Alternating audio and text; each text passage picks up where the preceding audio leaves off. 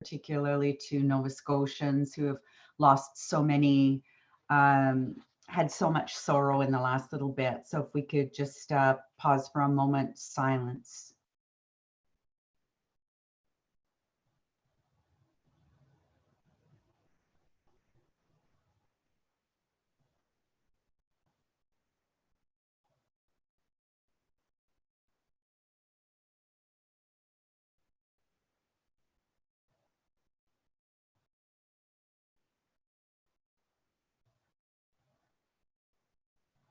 Thank you, Council.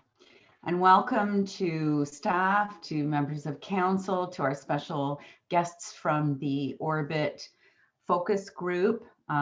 We're here tonight, or before we start, I should tell you that public comments made during this meeting are audio and video recorded and shall form part of the record, which will be retained in accordance with the town's retention bylaw. And if you need more information about that, our clerk's services would be happy to help you.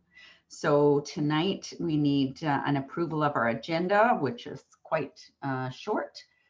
Could we have a mover and a seconder? That'd be Councillor Nicol and Councillor Fowler. All those in favor? That's carried. And next, and I guess that's it. So next I would ask,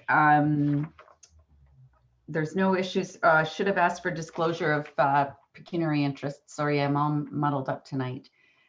Any disclosures of interest? Seeing none, we'll go to our first business item, which is our workshop. And before we start, I see Mr. Josephson has joined us. Welcome, Mr. Josephson. And I would also ask, we invited members of our focus group to join us as well. So Mr. John Stillich and Mr. Ryan Hawkins, I believe, are with us tonight. If you wanted to turn on your cameras and join us for this part of the meeting, it would be very much appreciated.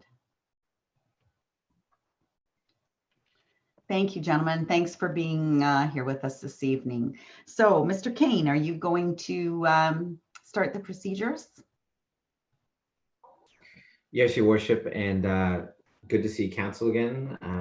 Virtually is just as good as the real thing these days, but I do look forward to being back in chambers at some point.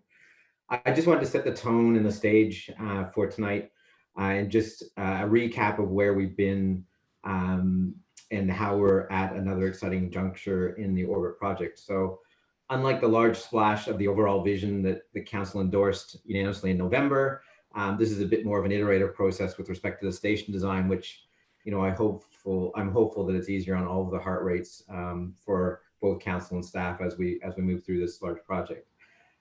Since we last met in November, we started making that vision a reality.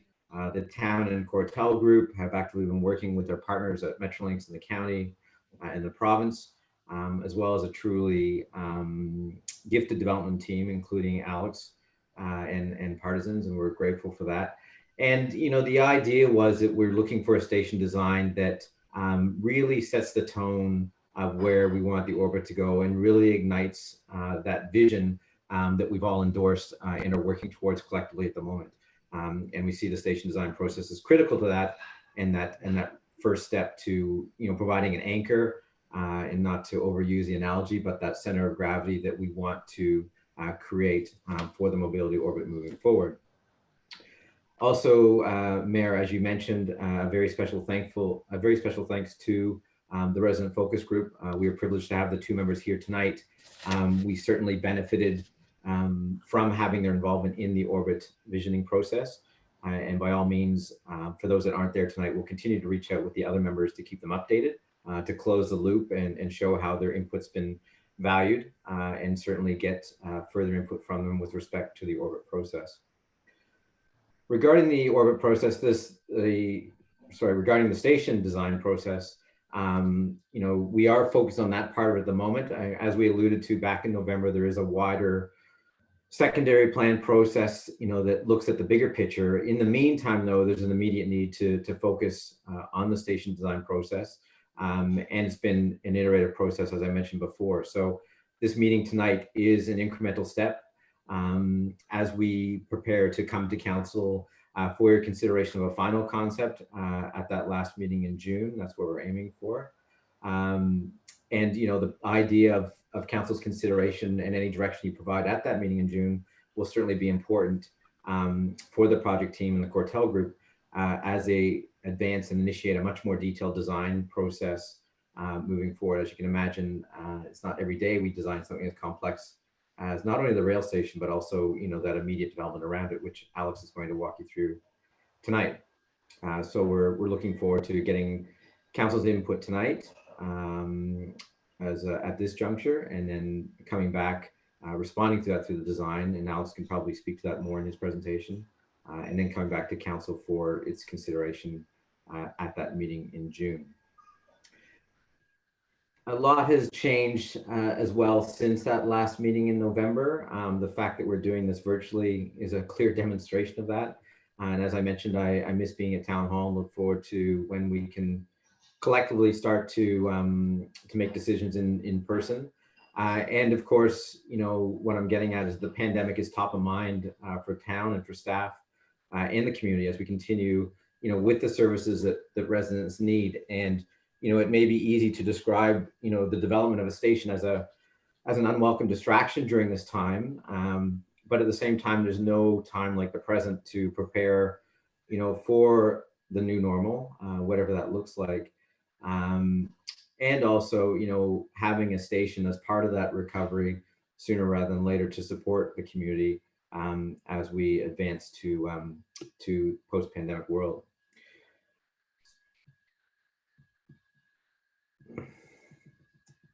So some technical issues there. The iterative process means the design you see tonight is a variation of the images that you saw in November for the station, and it will continue to evolve as the realities of, you know, that detailed design that I mentioned and the requirements of a rail system are rolled into that project, together with the cost of realizing a vision such as this with the Delaware community.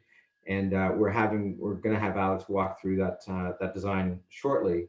And as he does that, I'm sure there'll be some good discussion following the presentation.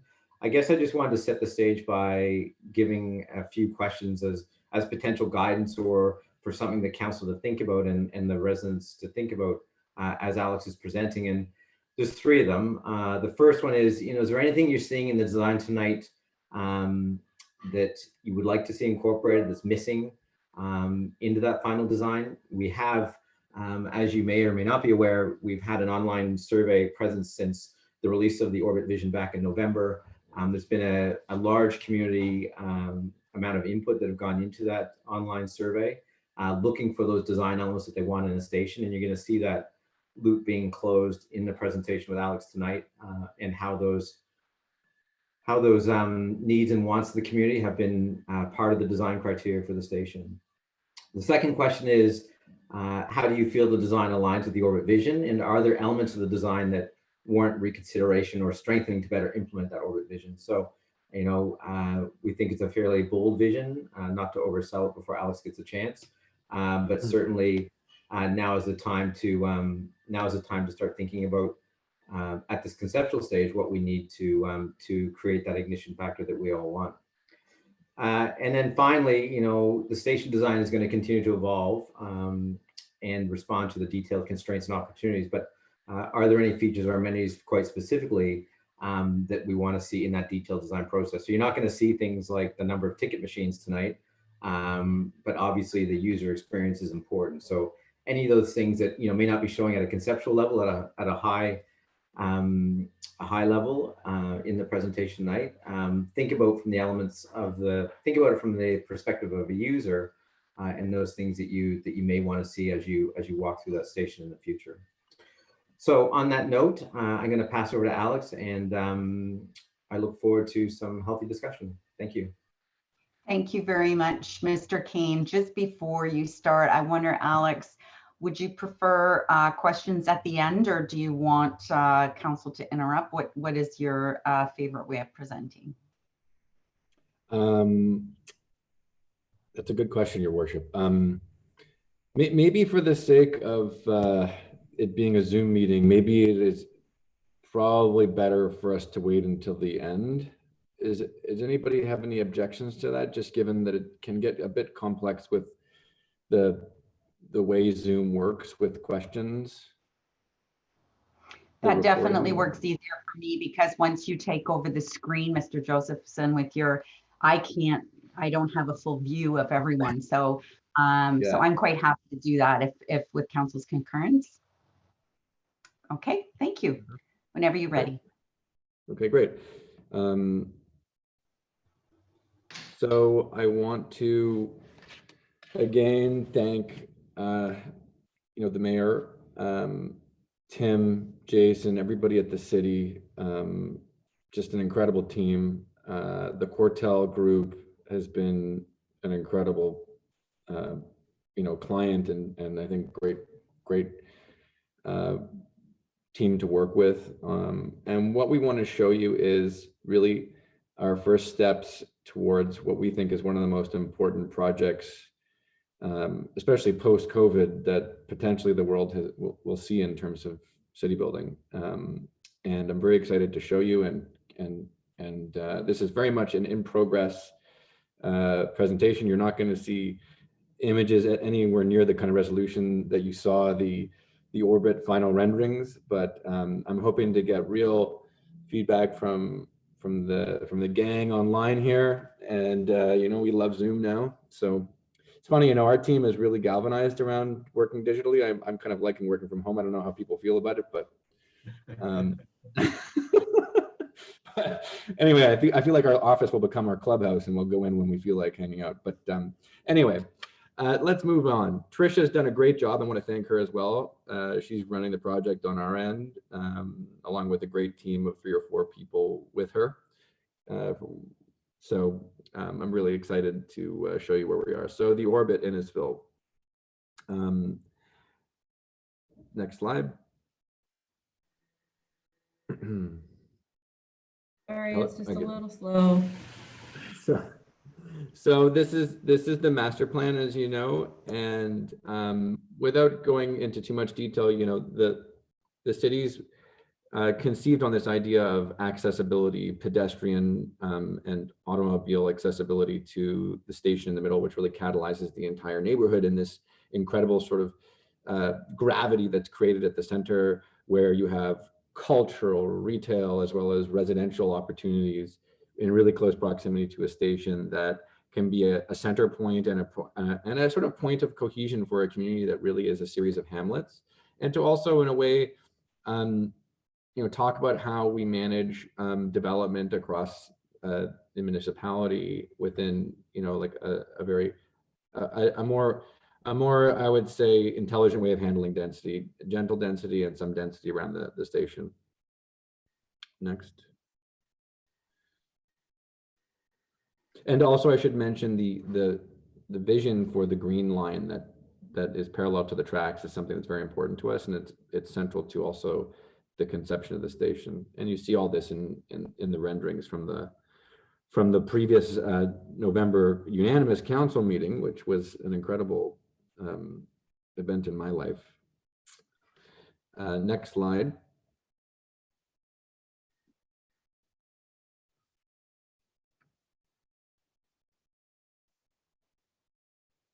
I don't know, is there like a serious delay, or is it just me? Next slide.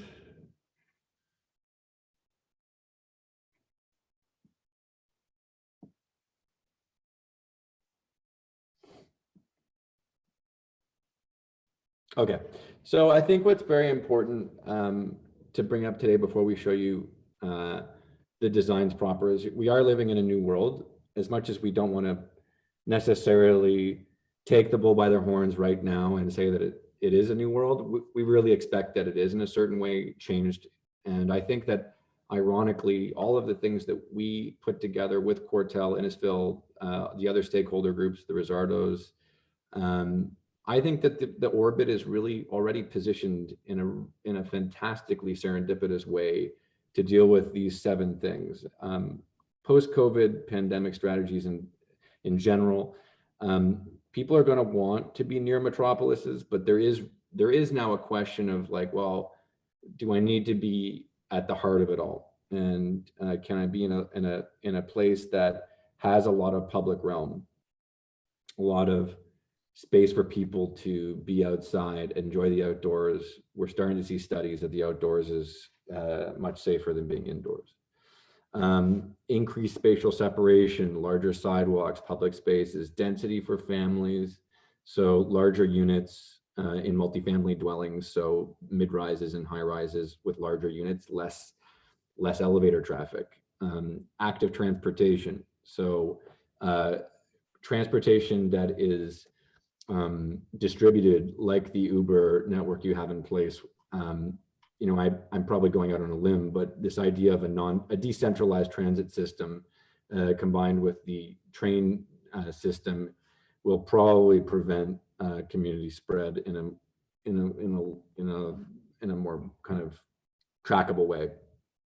You already have a community health center, but we're also talking about the proximity of the orbit to other health centers as well, and obviously proximity to nature and being proximate to the lake. So these 7 things, along with technology, of course, are sort of this part of the central discussion, by no means complete with respect to how post-COVID pandemic city building strategies are sort of going. But I put these in front of you here today because I think that a lot of these things have actually been touched on in the design that we have in place today already. And I think that's due to the kind of nature of the history of the precedents we've looked at. Those precedents aren't really in this slide deck, but the Garden City, which is what the orbit's based on, designed by Ebenezer Howard in the 19th century, you know, is really a response to pollution and pandemics. And the idea of it was about health and public safety, and this idea of a concentric city built around this concept of the garden is just an amazing coincidence that, you know, this has happened. So, I mean, my heart goes out to anybody who's obviously suffered in the pandemic that we're experiencing. I know that my business has suffered, but luckily my family's safe and healthy. But anybody out there that hasn't been so fortunate, my heart goes out to you. And hopefully we'll build a community where you know, we can prevent the worst from these events moving forward. So let's jump into it. We have engaged an incredibly, I would say, deep consultant team, and Cortel has been spearheading this. It's just been incredible. Everything from traffic engineers to structural engineers to art and cultural advisory to, you know, there's just a whole team of engineers, some of the best companies in the country, if not the world, AECOM, for example, Greenland, Quadrangle, all working at really quantitatively analyzing the different options we've had in place with respect to Metrolinx's requirements. And if you see this, this is like going to make your eyes bleed, but it's really important for the community to understand that all of our design decisions at the top, such as number of platform and location. So you'll see side platform, center platform, entrance to the station, off 6th line, at parking grade. You'll see all of these design options at the top for each of these items: bus loop, crossing condition, bridge infrastructure. We've actually scored all these across several metrics. And I think it's very important for the community to see this as well as council, because we've tried to quantify what's normally qualitative decisions. And it's been an amazing experience. It's taken a lot of time. Trisha's probably, you know, had sleepless nights collating all this stuff, but we want you to know that the decisions we're making are really trying to be informed by fact and expert opinion. So I'm not weighing in on 70% or 60% of some of these things, but AECOM is, you know, for instance, very interested in, you know, transportation planning, same with LEA. So we want you to know that there's an incredibly robust team behind this series of strategies we're showing you today. Next. We've also been listening to a number of city staff as well as the forum online, the website.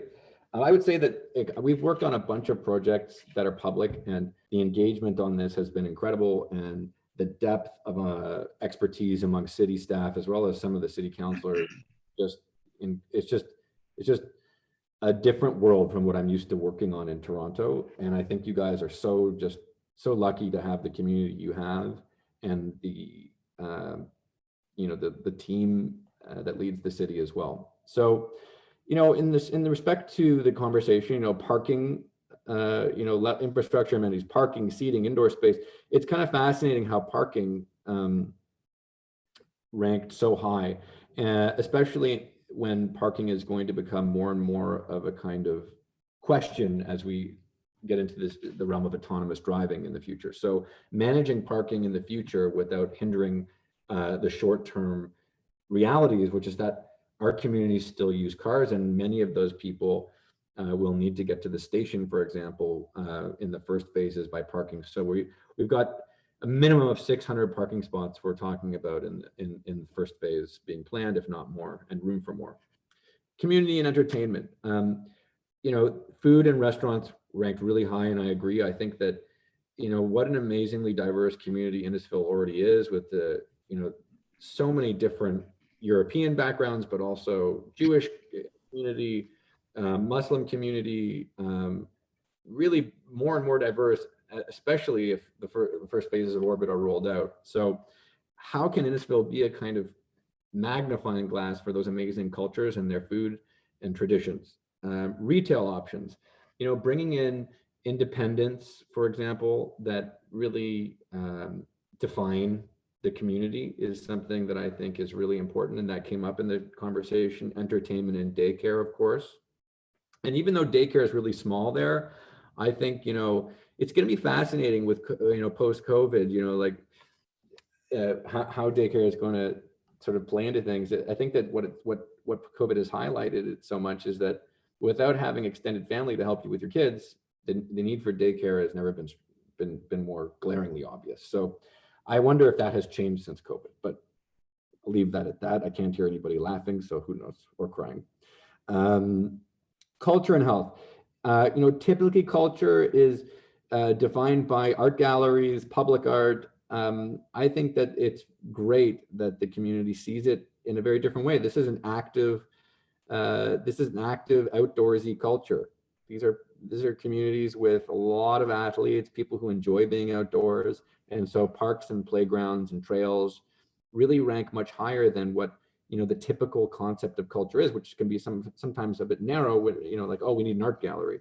I think that culture and art are important in Innisfil, but so is the culture that you've developed already, which is athletic. And so this idea of green space, trails, parks, athleticism, fitness, we're all trying to listen to these very different, and I would say precisely Innisfilian that they are. And then we're sort of throwing these bubbles up around the tracks and the 6 line and a kind of diagram there. Next. So some of the, I would say, precedents from around the world that we've been looking at range from, on the very left, a bus and up on the upper left is a bus and tram station in Switzerland, in Basel. Yes, a tram station and a bus station can look like that. And I just think that it's so spectacular that in other places around the world, these infrastructure moments become really like a stage for a community to express itself. And in a way, I think architecture itself is the stage upon which we express our values and dreams and desires. And, I wouldn't be here at the table today if your team and the stakeholder groups didn't, I think, also believe in that to a certain extent. We only live once, and so we may as well make the best of it and have a great time and leave a great legacy. The middle is an incredible project in Rotterdam called Market Hall, and it's a mixed-use building that forms an archway over a community market. And the right-hand side is images really of how infrastructure, things like outdoor trails along a riverfront, in this case in Hamburg, can really become beautiful in their own right and sculptural in their own right. Infrastructure is a real opportunity to turn that kind of public asset into something that can be enjoyed as art itself. In the end, you're forming concrete, you may as well make it beautiful if you have the chance to. So I think that these are really great examples of how infrastructure can actually not only at its very basic level be functional as it has to be, but function doesn't have to be divorced from beauty. And I think that that's what sort of marries these three images. And of course, in Innisfil, there's going to be financial and economic and market considerations that everybody's going to have to be aware of. You know, in the beginning, you know, we imagine that these things are going to have to compete with, you know, the market throughout Southern Ontario. And so we can't build for the 1%. We've got to build for more than the 1%, of course. And it's got to be a diverse community. So these things have to, you know, take the shape and form that finance will allow it to in Innisfil. But I think that we can still, at the very basic level, think in a creative way. Next.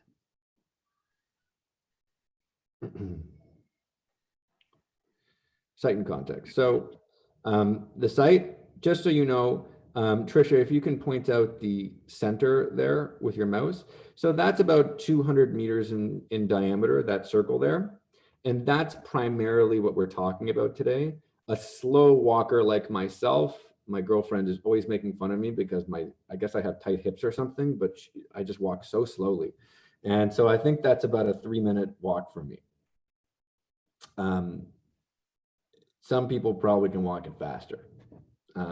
It's 100, you know, it's not a huge distance, and it's important to get the sense of scale that circle in the middle represents, and that's where the station will be in the first phase of construction around it as well. And then once you move out, you get to the 400-meter radius, which is about a 5-minute walk. Maybe it's a 7-minute walk for me, or 6-minute walk for me. And then you go out further and further, and you can see the 20th side road is about 1 kilometer, and that's about a 10 to 12-minute walk. Okay. And it helps to just give everybody the size. Once we get to the center, you know, this is what we're really talking about right now. We've got the 6th line, which is the black, you know, the road, and there will be a curved concrete formed structure that spans the tracks. So that will all be rebuilt and widened as per the requirements of Metrolinx, but also, you know, the traffic needs and Cortel's desire as well to, you know, build an incredible piece of community infrastructure there. The lands around it, all owned by Cortel as well, are being highlighted, as well as setbacks required by the rail lines, temporary surface parking starting to be denoted for approximately 600 spots, but this could also be expanded to these other gray pads in the future. So at the very bare minimum in the first phase, you'd have close to 1,000 spots, 600 spots, plenty of parking. We're indicating the tracks here. We're showing the sort of what you get is these 4 lobes of property adjacent to tracks. And then Sleeping Lion is essentially an existing development to the east side in the red dotted line. This is and part of that is part of the first phase master plan. So the first phase is really, like Tim was saying, it's kind of like the spark plug in the field. And I kind of wish I had this presentation time longer so I could do like an hour long, you know, I would say sort of like deep dive compared to what we did at council. But, you know, basically this is the first phase, and how the rest of the project will flesh out is really dependent on the success of this first phase and the ambition of it. The gray box in the middle beside 6th line is the proposed location for the station. We're talking about a kind of urbanization of 6th line so that overpass isn't sort of like a wasteland, uninviting. How do we make the center of the community at 6th line the point of focus of the community rather than a place where no one wants to be? How do you make the station more than just a station? How do you make a station into a platform for your culinary culture and retail delights, as I like to call it. You know, a train station can really catalyze the business around it. And so this is what we're looking at in terms of context. Next slide. We're just nerding out here a bit more for everybody who wants to know. There's a series of requirements by Metrolinx, as well as the parameters of the station.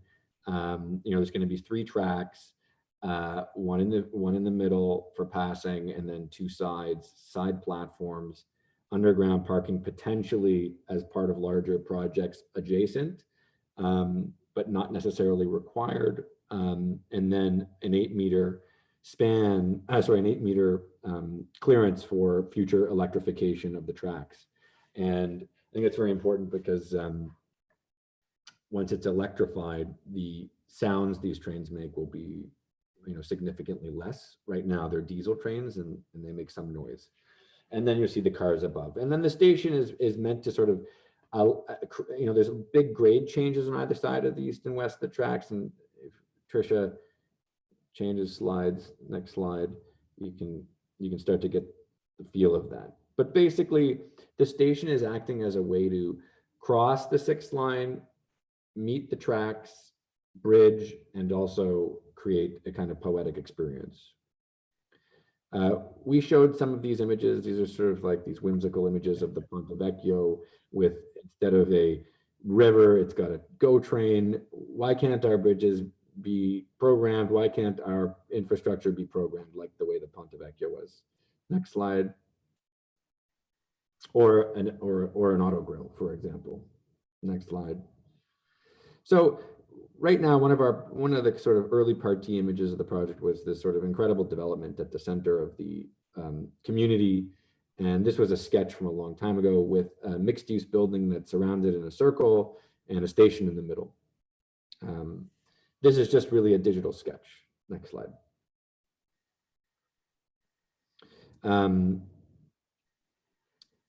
I guess we're kind of deep diving into this. Maybe I even don't like this order of slides, but this is the order of slides. So if you were to imagine looking at the tracks here in the middle, what we're showing right now on the left side is a bus loop with a potential mixed use building built like almost like the if in plan, you see these in plan here, like the Flatiron building in New York in a way, these sort of beautiful triangular shaped buildings there on either side, with a car drop off on the east side, on the right side of the page, and then the bus drop off for the station on the left, the west side. And you can see the buses kind of dotted in here. These buildings then support these dotted lines above, and this is a series of, you know, what I want to call decks for public spaces above, but on grade below the bridge and on the level of the tracks and platforms, you've got these 2 loops on either side, the station as the green lobes on either side, and then anchor retail and cultural on either side. Now, obviously, these are below the level of the 6th line on either side. And so these are primarily going to be, you know, entrances for people getting off the bus who want to go to retail, or getting off the train and want to go to the retail. But then there's also bypasses to that, like access to the trails, and then the stairs right up to 6th. So you could get picked up on either side of this in a bus, or you could walk, or you could take a bike.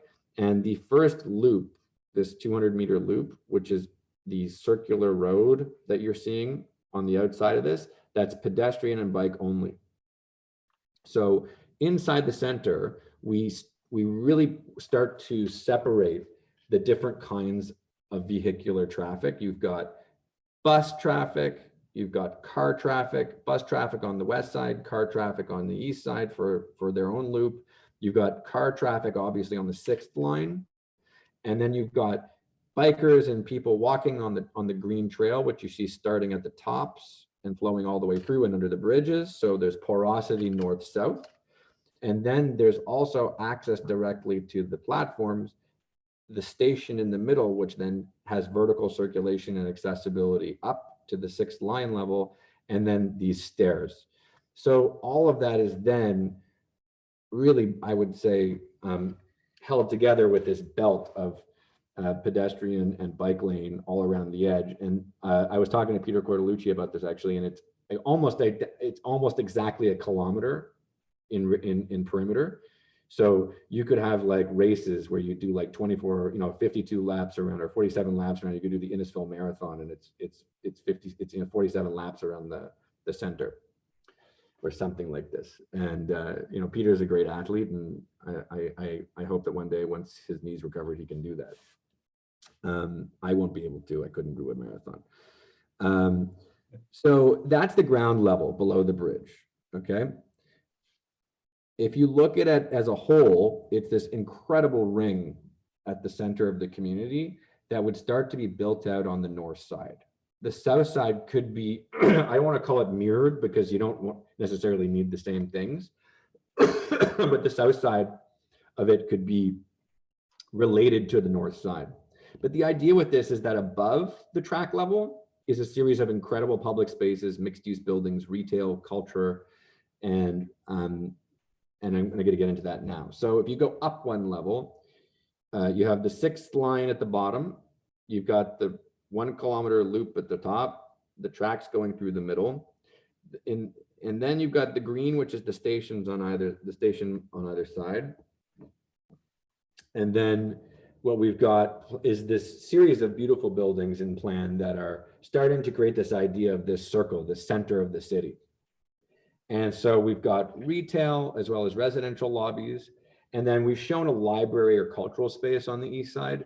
But we really think that, again, for this community, what is culture? I mean, it could be a giant gym. You know what I mean? It could be a whole series of different things. There could be a giant climbing tower in the middle of this public space.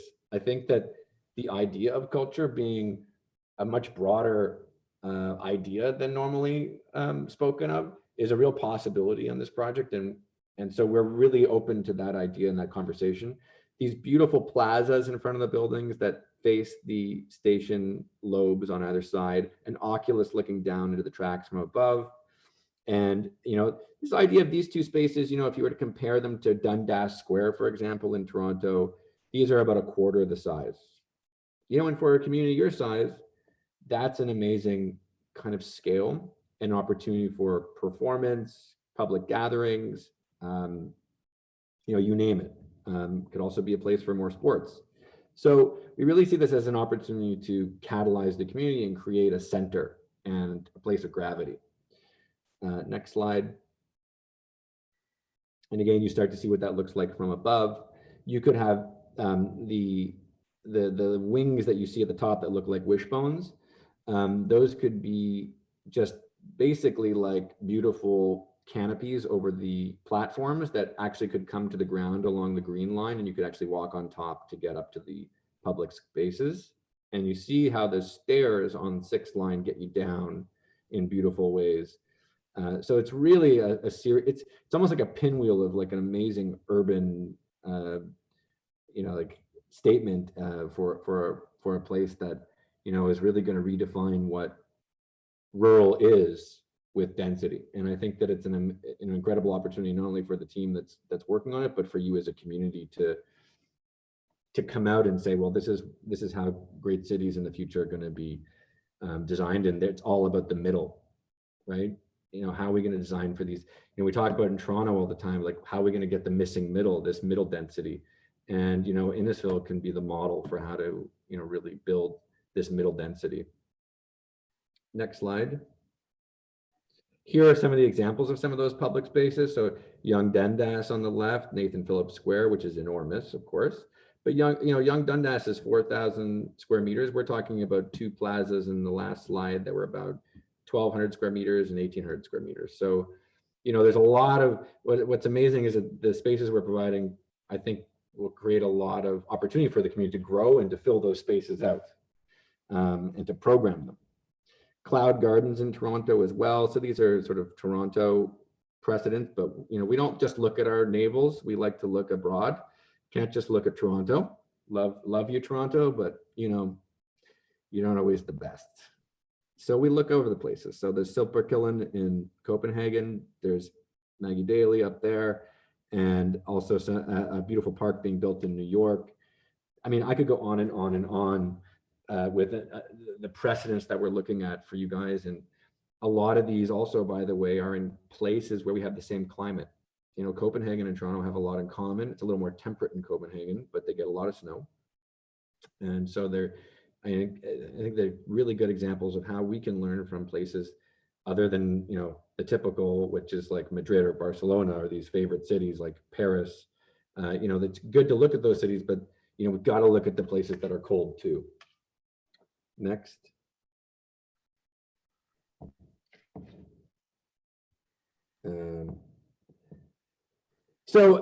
This is by no means the final architecture, but we're starting to, you know, like, what does this start to look like?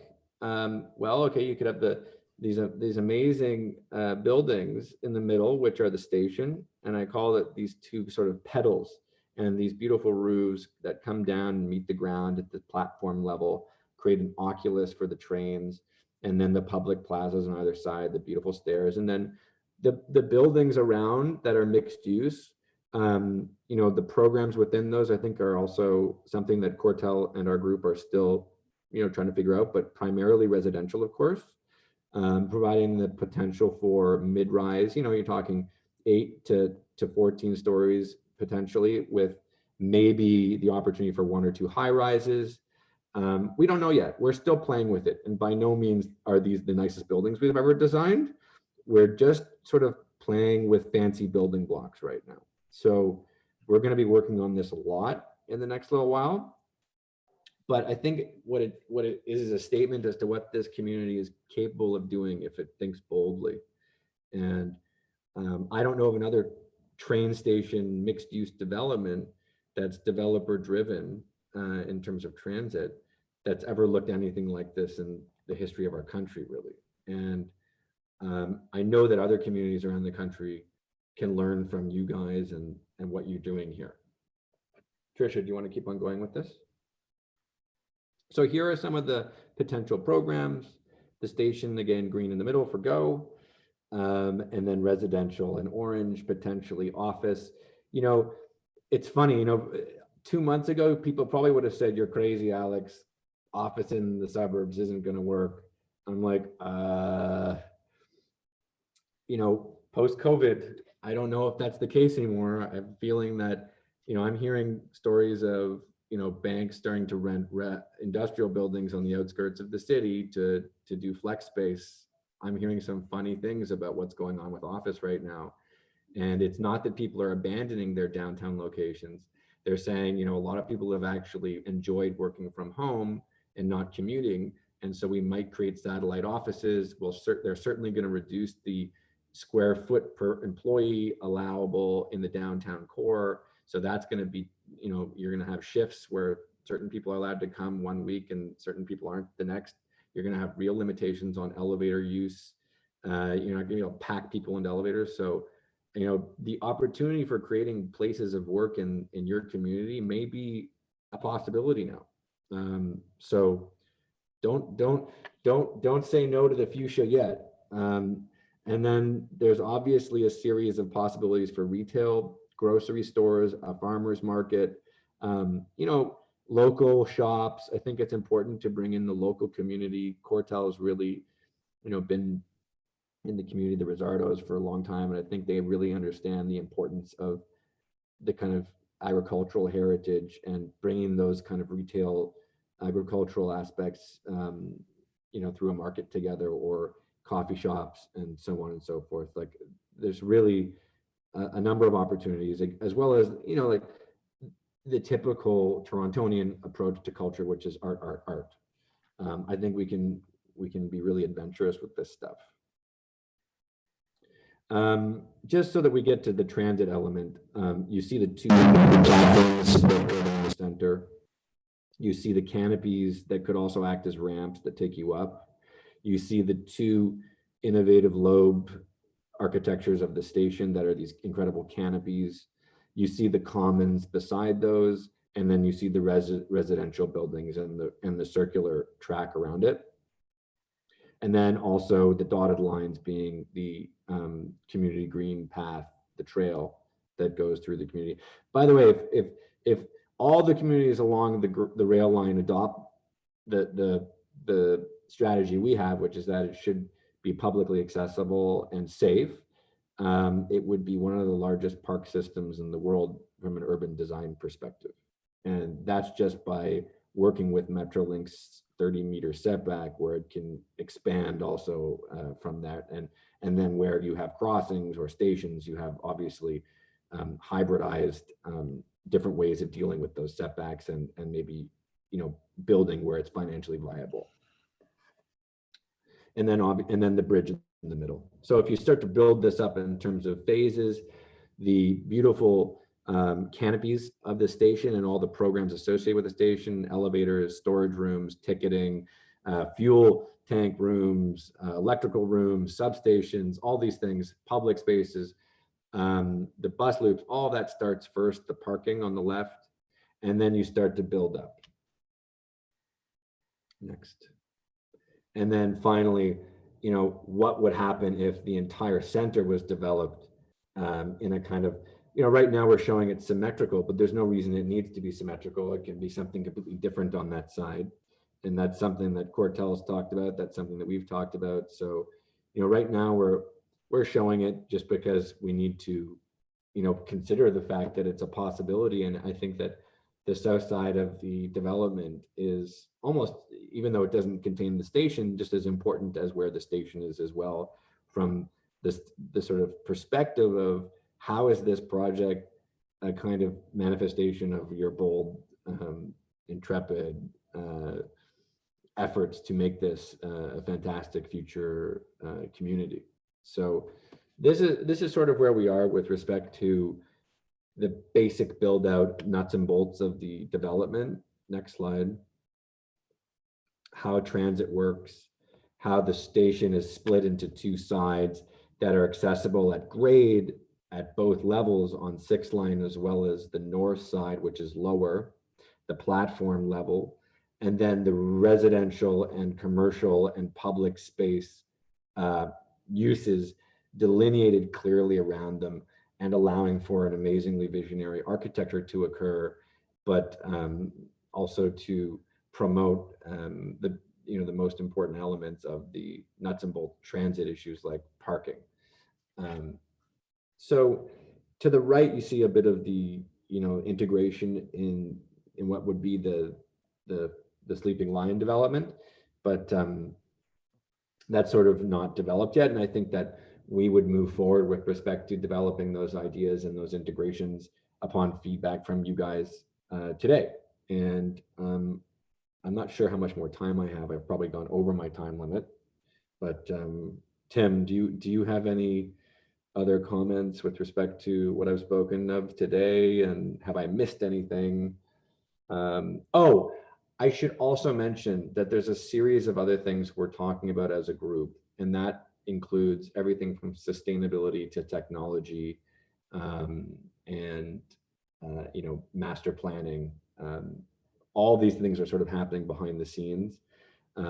Integration of technology and sustainability are important aspects of the project, and we want to work with city staff so that there is a logical phased approach that's really unique to Innisfil. I don't think we need to copy anybody. I think we can take the bits and pieces from other cities that we all think as a community are really great, and then potentially innovate in our own way. And your staff and your community have been, really a litmus test for how innovative a community can be. So why wouldn't your, policies and regulations also reflect that? So there's a whole series of discussions of these kinds of things on the other side that would then start to play into the manifestation of the design. But really we've been thinking about these things all the way through, so a bit of this is baked in. Tim, do you have any other comments about it? Just a couple of points, Alex. Thanks. I think the other key part of that design, even though we've nominated uses for those various floor plates that were shown in terms of commercial and office and residential, I think the importance of flexible space, particularly during as we come out of the COVID time slot becomes more important. So, those floor plates that you see, or those land uses that you see in the concept are entirely flexible, and the idea is to keep them that way so that the station can evolve, not only now in the short term, between now and construction and that first stage of occupancy, post 2022, but also beyond that, as well as, as the nature of land uses changes and continues to accelerate, quite frankly, based on current events that we're seeing. And then the second part, Alex's slide's perfect to have up on there, is, that center space is, it can be a beautiful space, but the real value at it for the community and the real value for the orbit, and that ignition factor that we talk about, is going to come through that combination of architectural design, great architectural design that we're seeing, as well as the programming to activate that space. So, kudos to Sue Bow's team and the culture team for, providing input and applying that cultural master plan and that cultural lens over those spaces, so that, we can really make the most of them and they become, truly activated, and not the space that you reluctantly have to cross over, but a space that you want to move through. So I just wanted to add that, Alex, and thanks for presenting the rest. Yeah, thank you for the opportunity, Tim, and I'm all ears. Thank you, everybody. Thank you very much, Mr. Joseph and Mr. Kane. Very, very interesting presentation. And I'm going to open the floor for questions now. And perhaps if anyone has any questions, if they please just get my attention, wave, put your hand up, and just bear with me as I scroll. I will have to scroll, and I'll get you when I see you. So questions or comments?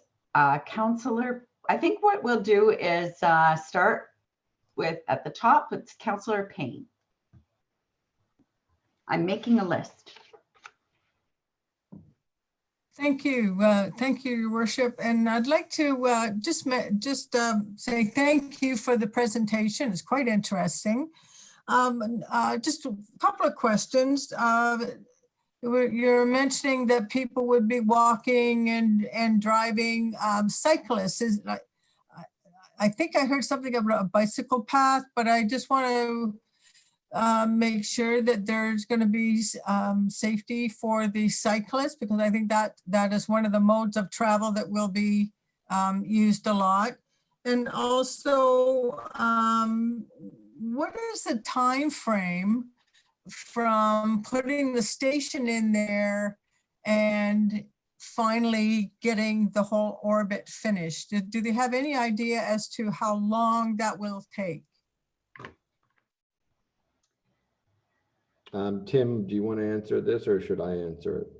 Or I can answer half of it and you can answer the other half. I don't know. Yeah, so Alex, you can, if you want to speak to the cycling part, I'll start with the timing. Through Your Worship to Councillor Payne, we see the station starting construction in 2022. That's a goal, I think, that's shared amongst the project team and our partners, to get that infrastructure started, as we talked about. You're probably looking at, I don't want to preempt Cortel or Metrolinx for that matter, but you're probably looking at an 18-month to 2-year process to construct the station, given that it's an active rail line. Certainly we'll try to accelerate that wherever we can. And then about the same time, presuming the market conditions are there, you'll start to see the podiums and those foundational pieces going in for the buildings that come online. Long story short, it's based on market, but certainly the Cortel group would like to see a large uptake and significant commitments and built form happening within that 5-year window of the station opening.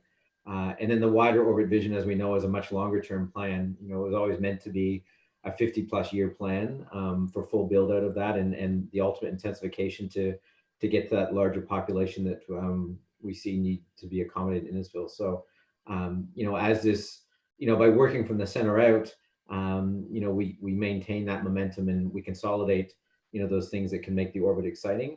And we think that will help accelerate the build out of orbit ultimately by starting and putting in those critical pieces like stations and great public spaces to create that new market.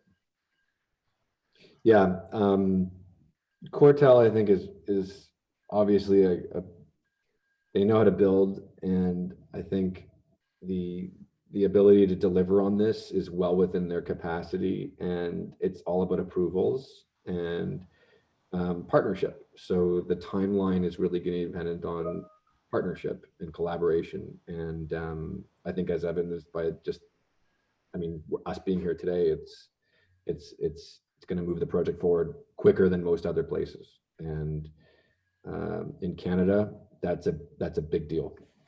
It'll change the economics of your entire community as well. The bicycling question. The bicycling question is an important question, and it relates to not only safety, but future transit systems, and how bicycles are sort of central to that.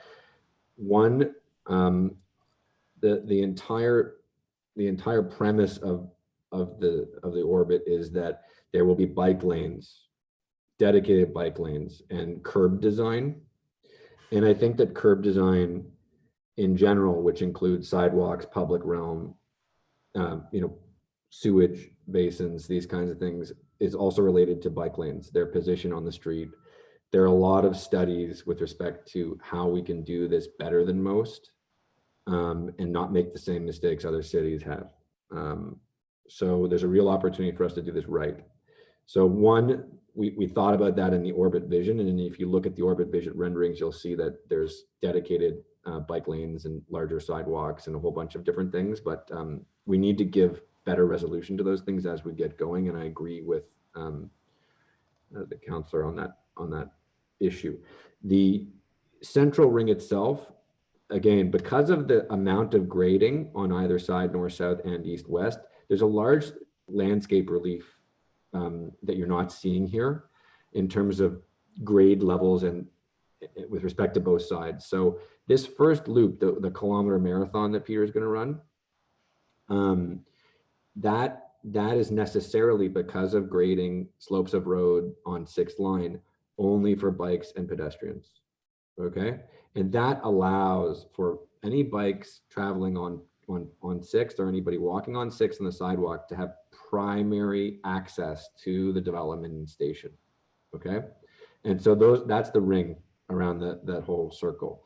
And then within that, there's storage right now we're showing for, I don't know, it looks like it's close to 1,000 bikes. It could be more, and we could make more bike storage.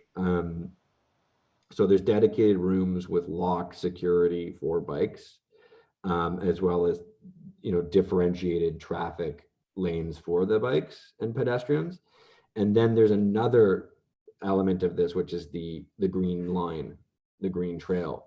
And that trail system, if it does have a bike lane in it, can not only function as a kind of bike highway north-south, but it can also serve to really take bike traffic out of each lobe or quadrant of the orbit and bring it to the green line, and then have it directly access the station apart from the pedestrian and vehicular realm. So I think that's a series of basically 3 or 4 strategies. And I hope that answers your question with enough clarity. There's clearly drawings that we have to show you and renderings, but that's really, I think, going to be a little clearer as we get closer to the council meeting in June. Thank you very much for your comments. Thank you, Councillor Payne. I have Councillor Waters and then Deputy Mayor Davidson, and I'm keeping track of more names after that. Yes. Thanks, Alex, for the presentation. I like the design. I think it's interesting looking, and I can't wait to see some of the 3D modeling that's going to go on to see some of those different details that would add to the image. I have kind of a couple of questions. The first one has to do with the user experience, and that's from a GoStation person. I've taken the GO train down Toronto several times, usually starting at Bradford. Bradford is a very, very cold, windy spot to be standing in the middle of the winter time. In fact, most GO stations are like that. There's some glass shelters. The one thing I like about this is that we do have an underground component to it. But the way typically GO stations are designed, they have a very, very small building, which everyone crowds into when it's wintertime and it's windy, and then they file out very, very quickly as a train arrives. And so I just want to hear what you have to say about, even though this is partially underground and there will be some infrastructure to protect people from the elements, could you expand a little bit on what those elements are to protect the people, and in terms of making it comfortable if people have to stand outside? Because post-COVID, you don't want to be pushing people into a small building that's heated and then they run out to the train where it's cold. So are there any elements built into that? And I think because of COVID, a little more interesting in terms of what might happen in the future. That's my first question. Mr. Josephson? Do you want me to answer your first question? Or do you Yes, want to please. Okay. Yeah, no, go ahead and answer the first question. Okay, great. Yeah. So you're right. Right now, the station is a very efficient series of spaces that are driven by Metrolinx's current requirements, which are pre-COVID requirements.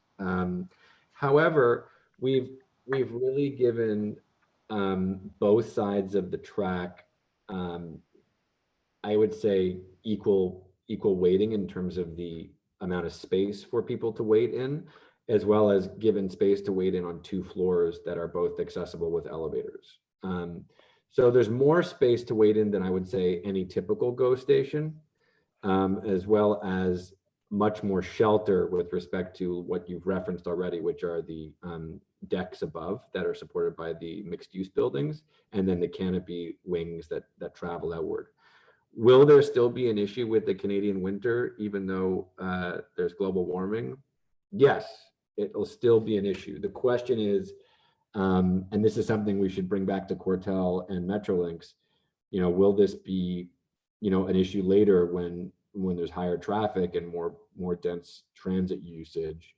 Will you need a secondary waiting pavilion potentially to the north at the outer edges of the platforms? I think that this idea of potentially a distributed series or phased series of heated pavilions or shelters at either end of the platform is a really interesting idea and problem to solve. I think that in the short term, we probably have COVID-friendly spaces given the densities and usage throughout the day for the line. But I think you start to get into a problem once you get past the 5, 10, 15-year mark. And the question is, will pandemic planning be relevant then? I don't know. And I think that we have to bring these conversations into the mix. But I certainly think that with respect to the other GO stations that are created, this is like a cathedral of transit versus a kind of like, parking lot sort of separated by an overpass or a tunnel to a platform to a ticketing booth, right? It's a much different way of dealing with the infrastructure. So I think that there's an unprecedented amount of shelter here. In the short term, it probably is enough to deal with COVID. In the long term, if it's still an issue, it would be something we'd have to discuss and investigate further. So I think it's a great question. Okay, thank you. That's kind of good to hear. As long as the opportunity to expand and change things over time is possible. The other question is in terms of GO station, in terms of who owns it and who operates it.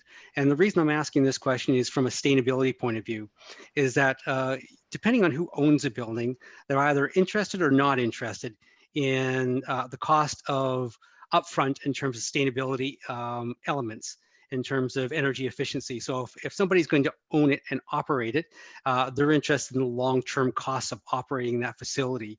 And so they're willing to put in, upfront costs, which will make the facility that much less costly to operate. So from the point of view in terms of who owns and operates this is really quite important. So that's why I'm asking the question in terms of, will the partner, whoever owns this, be interested in putting in those sustainability elements, specifically around energy, up front to see the long-term benefits in terms of operational costs reduced?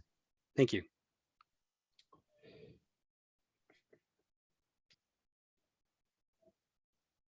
Sorry, I was talking when muted.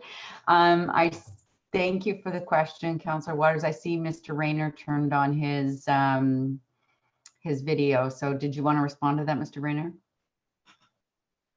Thank you, Worship, members of council. Happy to get it started, and then Mr. Kane and Mr. Joseph can pick up. I think this is a really insightful point about ownership, shared maintenance, programming of this space. And so typically Metrolinx's preference, and we can understand why, is that there's a very clear delineation of what is Metrolinx's station, which they own, both the land, the facilities, and the air rights, and also what else is owned by others, including the municipality or commercial developers or condo corps, for example. We are in really great discussions with Metrolinx about how they can reimagine that working. And they do have some experience with this, and Alex and his team helped with the redesign of Union Station, which, as you know, has that really interesting mix of retail as well as other spaces that are used by the public. And so we're in those discussions with Metrolinx right now about how can we make sure that spaces are fully utilized. So, you think of the parking lot, how can that be a farmer's market when it's not being used as a parking lot? And that multi-use of space and really making the most of that center of gravity, as Alex refers to. But I don't want to set expectations too high. It would be quite an exception to the typical arrangements that Metrolinx would have with the neighboring property owners. So we have high hopes, but we'll have to continue to report back to you. Where the rubber hits the road is perhaps in the direct funding of specific components of that the municipality is particularly interested in. So you can imagine, as Alex alluded to, some public art installations, perhaps active transportation trails that connect directly, through the station, or in fact a part of the station, or perhaps an idea lab space right in the station itself. That's when we're really going to see that combination and that partnership. But that's not free either. So perhaps there are other development charges that would come into play that would be a part of that. Those are the kinds of things that we're exploring right now. So I don't have a definitive answer for you, but certainly if sustainability was one of the most, and it is one of the most important components, Councillor Waters, money talks, and the ability to participate as a real partner, as a true partner in some of those conversations with funding opportunities, I think is how we'll get the most bang for our buck, so to speak. But we're still quite a ways away from the details of that. Thanks very much, Your Worship.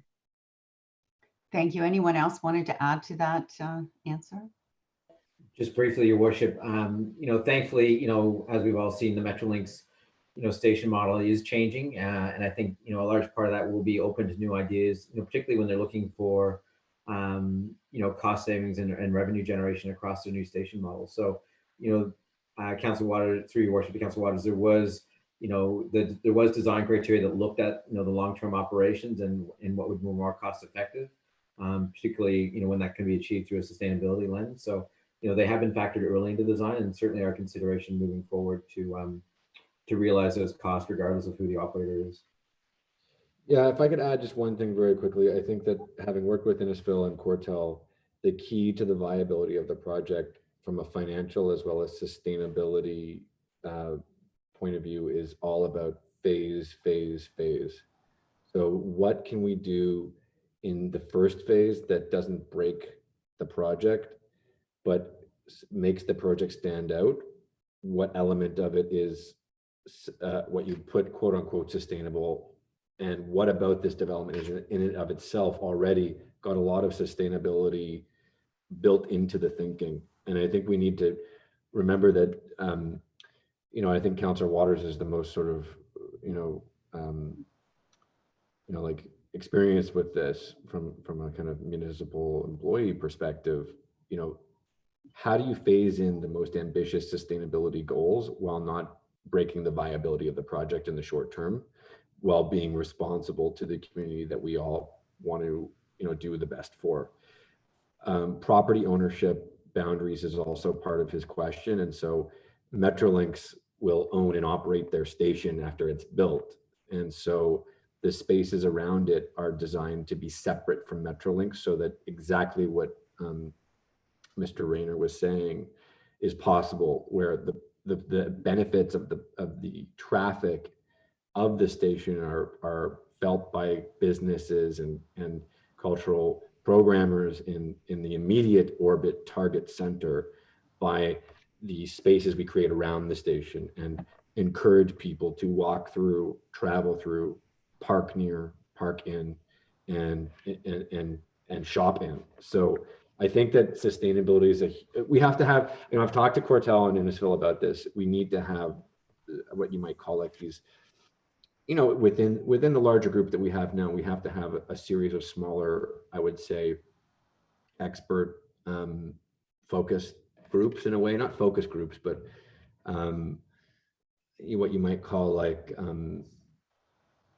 thinkers that get into a room and push these things forward with respect to technology, sustainability, property ownership, and so on and so forth, so that we get the most ambitious, responsible community we can out of it.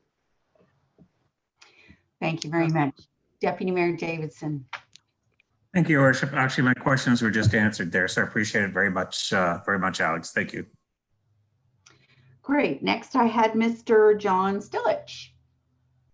Hi. Thanks. Thanks for letting me participate with this. Can you hear me all right? Yes. Can you hear me? Okay, good. Lots of good stuff here. Lots of work been done, and I hope this all turns out the way it's supposed to turn out for the people of Innisfil. I think I got the message that things are still on schedule in terms of the province still approving a GO station, and the Cortel Group paying for the infrastructure for the most part.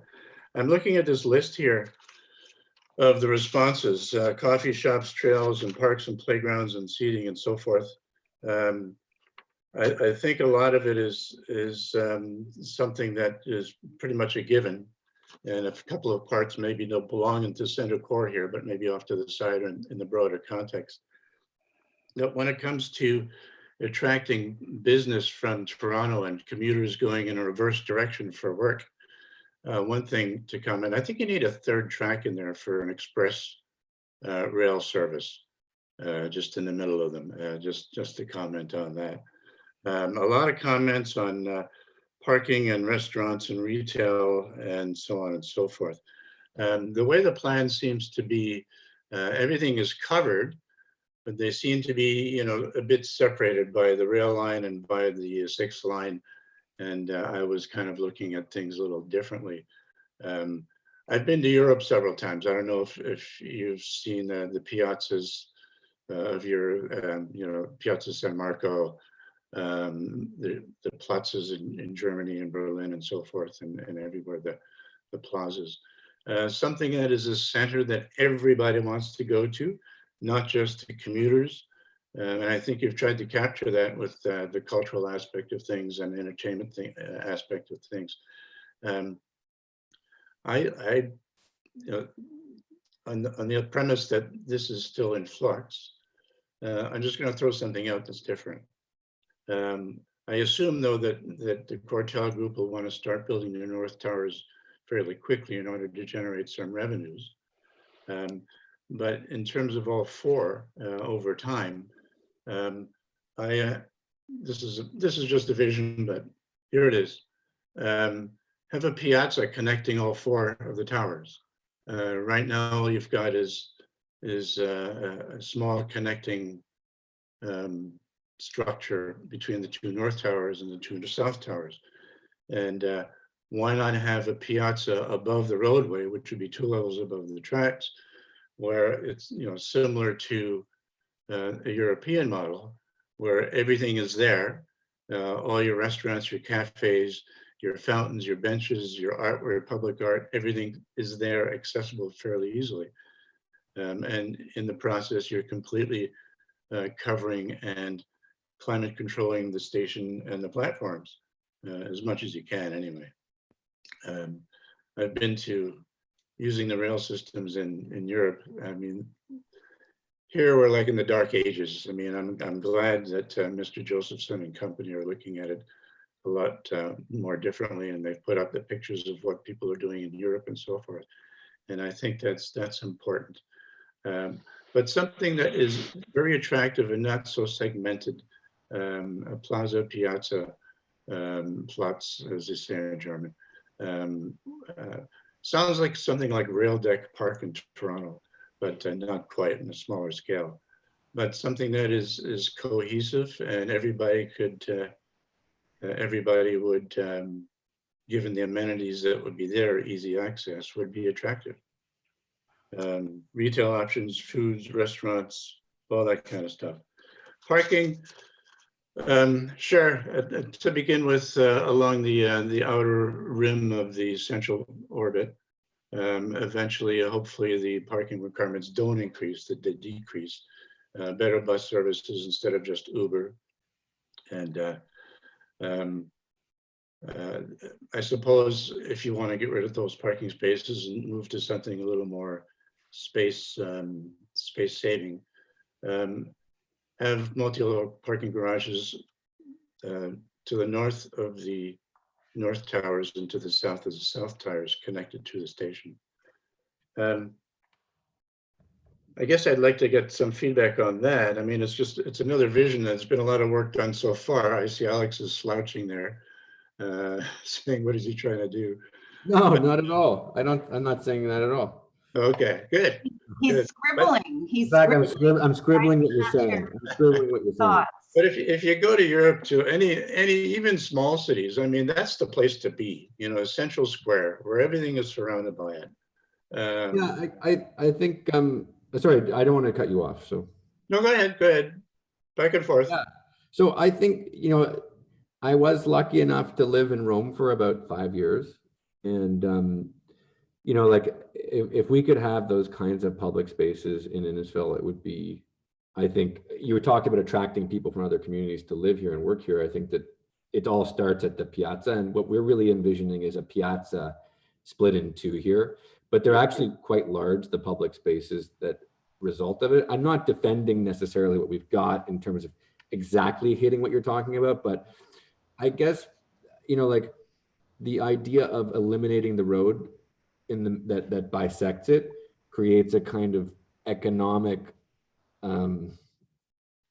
context that may not necessarily be feasible, where you're creating like vast structures to create. The piazza would be a level above the roadway. Yeah, it just, so my question is, you know, how can we hit what you're talking about, Mr. Stilic, with respect to the piazzas we've created here? You know, something I've been playing with the office is, you know, do these buildings actually have like a hole in them, and do they go over the road? You know, like, can you create shelter and also access with cars, but, you know, 1, 2, you know, 3 main spaces potentially, or 4 main spaces. These are actually quite generous, these connections between the two sides. They're not these minuscule things right now. They're cost effective, and they also make them feel whole. But, you know, we're trying to do what you're saying. Do we do it perfectly? I don't know. I mean, like, is any project perfect? I don't know.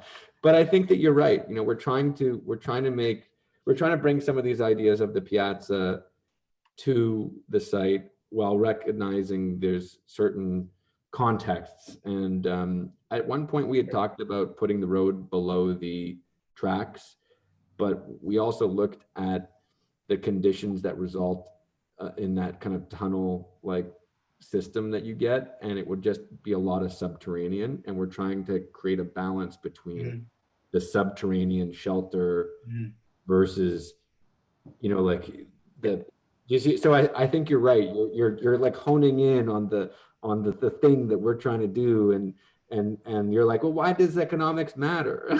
Just do it completely. Not at all. By the way, call me John. Yeah, I mean, I would assume that in some kind of a plaza or a piazza, you would have glass opening, glass covered openings, much like, in the center of the Louvre, the entry to the Louvre and so forth. And I mean, every train station in Europe of any significance has that glass roof. That's really, really marvelous. Thanks. Yeah, I think we could. I think we could. Sorry, go ahead, finish up, and then I'll go on to Councillor Fowler, and then we'll circle back to you again. Sure. I just wanted to mention there is a third track. That was one of his questions. There is a third track. Oh, good. An Okay, express good. track. There is an express track. Great, thank you so much. I really appreciate the time that you've taken to give those thoughtful suggestions. I'm going to go to Councillor Fowler and then Councillor Nicol, and then we'll circle back to anyone who wants another go. And Councillor Van Berkel. First of all, love the presentation, very well thought out. Love the detail. There's some things that came up though that caught my attention. First one being a bus drop-off. You mentioned, I believe, in the Northwest Lobe, there is going to be one side is going to be for vehicles, the other one's going to be for buses.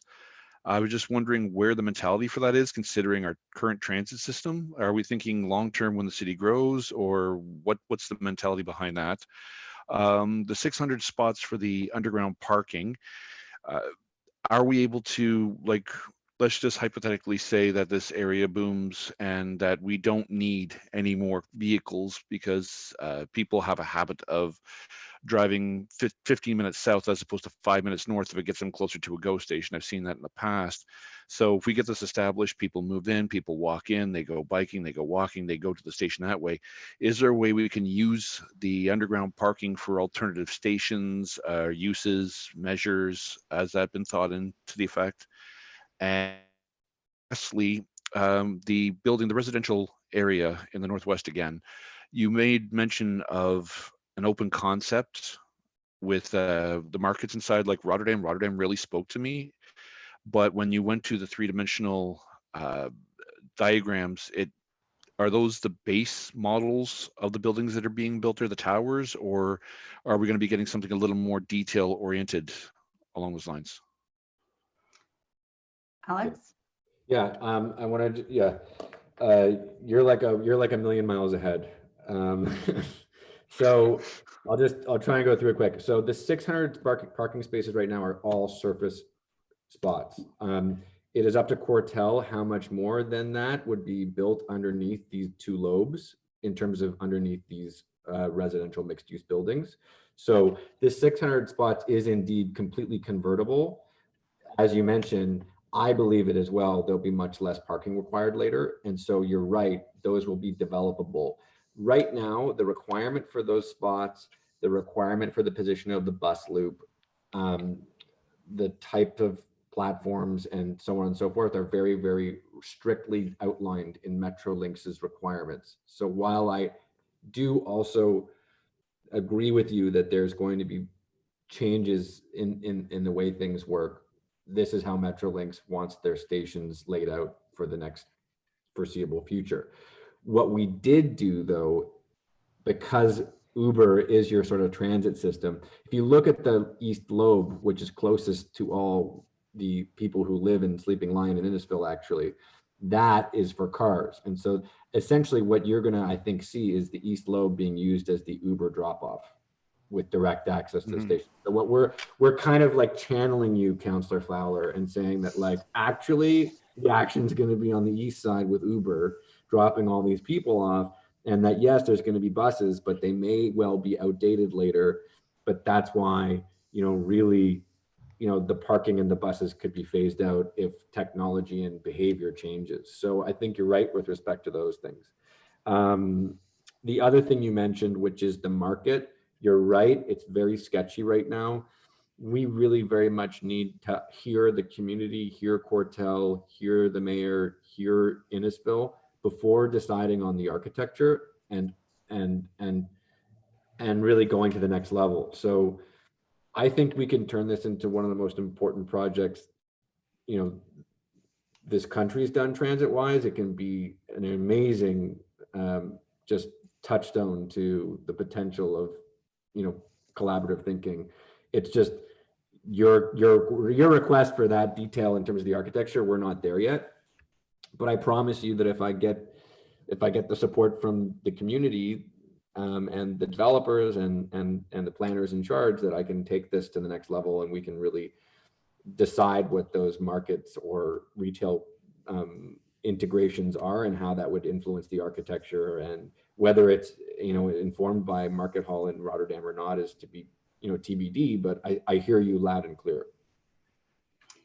Thank you. And I just add quickly, Councillor Fowler, that that Simcoe County does have their transit links, but also go buses go up and down Yonge Street. And I know that they all already access Mapleview and Bradford. So I'm assuming that Go bus would also want to access this station as well.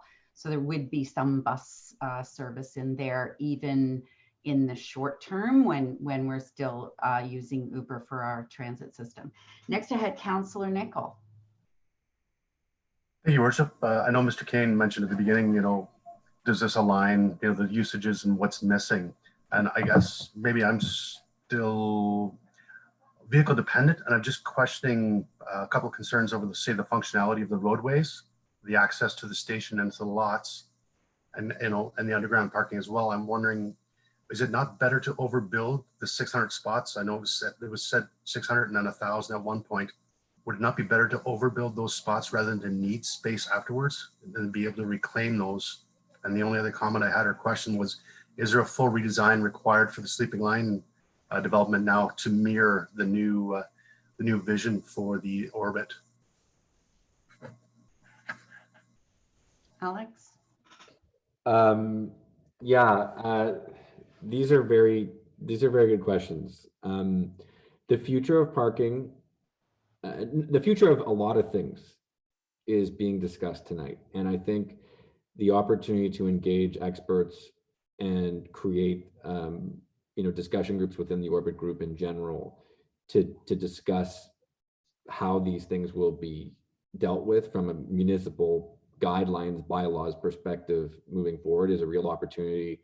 I've brought this idea to the table that maybe we could collaborate with MIT Sensible Cities Lab to discuss the future of parking with respect to your question about overbuilding in the short term, to make sure that those spots can easily just be converted out if we need them or don't need them.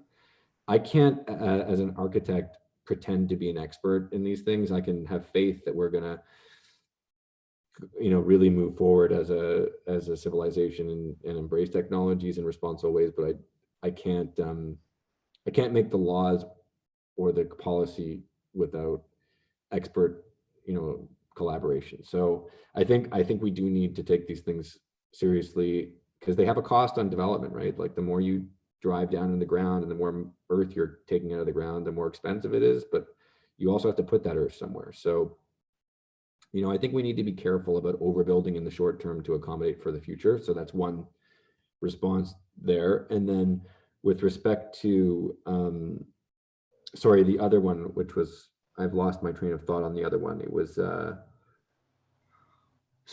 maybe you can repeat the last question quickly. I guess more, it may have been to town staff, but just if there was a full redesign required for the sleeping line to. Yeah, okay, yeah. So we are working with Quartel and Quadrangle being one of the most respected firms in the country, on how they're going to be integrated, how the existing, and this is true for Rizzardo's properties also to the north. And if Tricia goes back to the beginning of the slides, Tricia's been working really closely with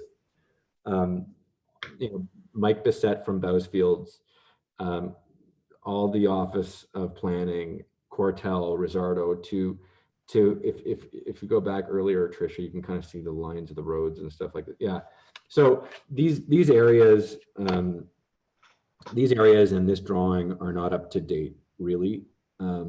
So these integration points and the shape of this in terms of Sleeping Lion, this is all being talked about right now. How do we integrate these roads here? Because this is already built, it will be really important, I think, for the quality. well, first of all, for the credibility of the group and the city and the developers and everybody else, the quality of the architecture and the ideas as elicited by the other questions, but also the integration of this, I would call this like the first phase, which includes integration. I don't know why I'm using purple today, but like this, like there's certain aspects of this that are already built or planned, right? So we need to integrate really well. So like this, for example, is sort of built and starting to be built. So how do we integrate the vision into this without looking like we haven't, really moved forward towards it? So it's a good question and something that we're still working on. And, the fact that you brought it up just again heightens the awareness of that we need to hit this for the 24th of June. Thank you. Next, I had Councillor Van Berkel and then Councillor Ices. Thank you, Your Worship, and thank you, Mr. Josephson, for your presentation. It's certainly an ambitious project. My question is, I actually have a couple of questions. One is, how much input does Metrolinx have in the design, and can they, change the design, or can they say, no, we don't want this, we want something different? And my other question is, as the orbit is built out, it's east and west of the track, and we're talking about walkways and bicycle ways. Will there be overpasses or tunnels for bicycles, for pedestrian traffic to get from one side to the other? If we're going to build restaurants and coffee shops or whatever, I'm sure they're not going to be on both sides. Will there be access safely to both sides, east and west of the orbit? Yeah, I think Tim could answer the Metrolinx question. I think Cortel, being the major stakeholder on the station, I think part of the deal is they get to do what the city and Cortel want to do, as long as you meet the expectations functionally as prescribed by Metrolinx. But I let Tim sort of speak to that. Yes, through your worship to Councilman Berkel. The Metrolinx is primarily concerned with the function of the station. And yes, in the old model, aesthetics did play a smaller part in the design, but most of all, Metrolinx is happy if that station functions for what they need it to do. So, there's a certain number of ticket machines, there's a certain capacity of passengers, the platform's the right height. Those sorts of technical matters are what's fundamental to the Metrolinx criteria. And Alex's team is plugged into those parameters, and Metrolinx has developed, developer guidelines, for this new transit-oriented community station development process that they've embarked upon. So as long as we, plug in those design parameters, then the design integrity of the station should remain fairly intact.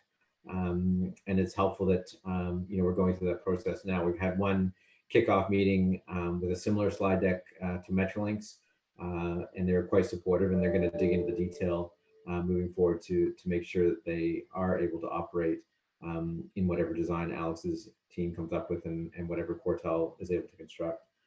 With respect, sorry, go on. Yeah, I thought that first meeting, sorry for interrupting, Tim, I thought the first meeting with Metrolinx was really promising. So for Councillor Van Berkel, having worked on Union Station, that was a totally different tone of meeting. The meeting 2 weeks ago where we presented some of these initial ideas to Metrolinx, and they were really receptive. Now, obviously it's early days, but I think Cortel and Tim and the team at Innisfil have created a kind of unique working relationship with Metrolinx at this point. So I'm very optimistic that we'll be able to do something quite special. And then the second question, Councilor Van Berkel, the future access points, north and south of the center core, we're quite happy, with the station concept as it stands now, in terms of, giving us those east-west connections, within that 200-meter radius. Beyond that, certainly that's part of what the secondary plan process is going to look at as well. We don't want to create 4 separate quadrants, within this community. At least from a vehicle perspective, that might be okay, but certainly a community movement perspective and bikes and pedestrians, we will be looking at future connections north and south of the station area. Thank you. Thank you. Councillor Ices.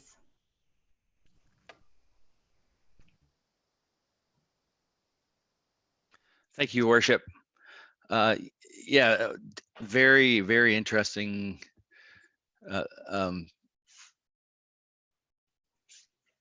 very interesting thing that we get to take part in. It's very exciting to see all of this. A lot of it is for the future, but I'm thinking of something that Councillor Nichols said about us being, predominantly still a car-centric culture, and then I hear talk about a 600 car parking lot and a 1,000 car parking lot. This question might not be for Mr. Josephson, but I'm just wondering about the supporting infrastructure that we would need to bring that volume of traffic to this area. There's an old saying that says, be careful what you wish for. And if, the excitement around this, if this becomes a significant place maker that we all kind of dream it to be, I think it's possible we'll draw people from further away, just the access to the GO station alone, in this day and age still consists of a car driving to it. So 6 line is in no way available to handle that kind of traffic. We've seen how long the Innisfil Beach Road expansion to 4 lanes has taken. I'll just that's my question, so I'll await an answer for that. Thanks. Thank you, Mr. Kane. Through Your Worship to Councillor Ices. Yeah, you've touched on something that was talked about quite a bit with the design group, and it's not a conundrum, but it's this active discussion that we're having, whereby when we talk about rural reimagined, that name itself implies that at some point there's going to be a tipping point between rural and urban, and trying to predict that point and what we need, between now and that tipping point and afterwards, is something that we're trying to bake into the station concept and that wider orbit vision. So, you can imagine, the 6 line at some point, as alluded to tonight with the Piazza concept, wouldn't it be great to, to be able to close that down altogether at some point, maybe, or, and certainly have the car secondary with respect to this vision. And that, there's no doubt that will happen, as we go. I believe it was Maricor Lucci that brought it up, that, at some point, this is going to be a very urban context, with potentially 80,000 people in it. So at that point in time, the car will become secondary. And as a planner and probably as the architect, we both look forward to that day happening sooner rather than later. In the meantime, though, it's less about overbuilding parking spaces, more about making space available. So, particularly at-grade parking is a good example of that. Is that, at the moment, when we're building more dense in the center, we have these opportunities for temporary at-grade parking in the periphery of the design, and then we can incorporate that as less cars are needed as this builds out, potentially, or we build it into structures that are supporting those future buildings outside of that 200-meter ring. With respect to the 6 line, we agree. In the short term, there's definitely going to be more vehicles coming to the station. The 6 line EA did consider the rail station, but it didn't consider the orbit at the time. But that EA looked at everything from from the interchange, which we're actively pursuing as part of this, to reinforce and strengthen that transportation linkage and that corridor from the 6 line in partnership with the county as well. And at the same time, what's going to happen at the other end with respect to the station. So that EA process is giving us some good intel or intelligence at this early point in time, particularly for the bridge design. But it's going to be updated as part of that orbit secondary plan process to make sure that it has that function that we need, both in the short term, and hopefully what's a reduced function in the longer term. Thank you, Mr. Kane. And also just to add to that, Councillor Ices, and then I'll let you have a follow-up, is that we continue our advocacy with the Ministry of Transportation and Minister Mulrooney and our staff. We're up to be briefed on the 6-line interchange, and the county was receptive to uploading the 6th line to a county road. And of course, they have bigger capital reserves than we do. So those are just a couple of comments. Councillor Ices, do you have a follow-up? Thank you, Worship. I know that is the future vision to be without the car, but that's still years away. And you know, we've seen expansions to cities where the expansion happens. I think of you know, the retail section, South Barrie and Mapleview. The stores get there before the roads are in any shape to handle the traffic. So I'd like to think that we could plan for that a little bit better. And I'm happy to hear that there has been some discussion on how to improve the traffic into this area. But I just think it's important for us to push that forward. If we are committed to this project, as it feels, you know, the excitement level is growing just from this hour that we've spent together. It's a shame when proper planning isn't done to support it. So that would be my my concern. Thank you so much, Councillor. Now I have Councillor Waters, but before I go to him, if there's anybody who hasn't spoke for the first time before I go for a second round, Councillor Orsatti. Thank you, Your Worship. I think there's been a lot of good dialogue from council members covering everything. I think the biggest thing that sticks out for me, and I'm sure for all of us on council, and is probably especially our Deputy Mayor Davidson, is the quote of the financial and market consideration. And there is a lot of excitement for the train station itself. I think the next phase of going to the commercial sector, I think that the market consideration and the changes that will be coming as a result of COVID and future markets will certainly direct any changes to the, I'm sure, to the design, especially as one of the topics that John spoke about. I too, when you travel to Europe, Italy or England, the train stations are very successful, not from big stores, but from smaller scale coffee shops, supportive systems, small exercise. That's what works in very heavy volume traffic, in being successful and managing market fluctuation.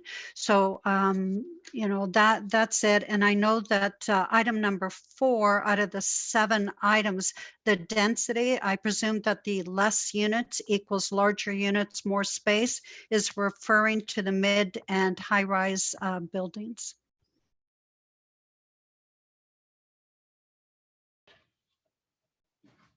Mr. Josephson, did you want to talk about the density? Oh, yeah, sorry, Your Worship.